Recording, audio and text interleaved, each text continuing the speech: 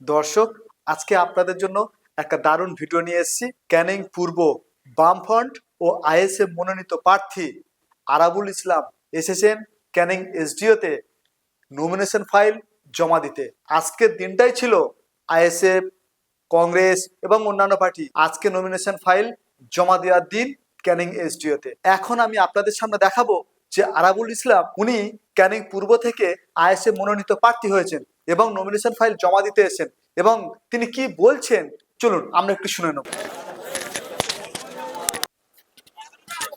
দর্শক, এটা হচ্ছে গিয়ে ক্যানিং পূর্ব বামফ্রন্ট এবং আইএসএফ মনোনীত প্রার্থী আরাবুল ইসলাম আসছেন।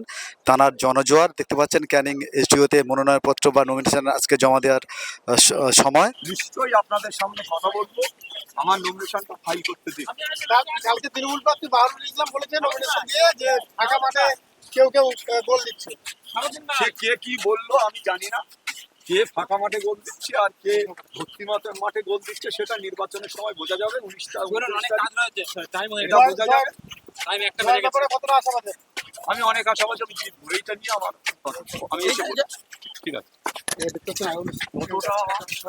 বন্ধুরা, আমার চ্যানেলটি সাবস্ক্রাইব করবেন এবং শেয়ার করে দেবেন।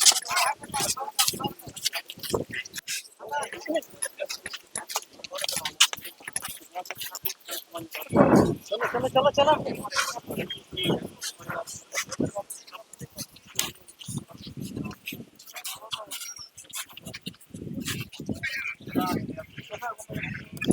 চলে গেছেন জমা দিতে এসডিওতে।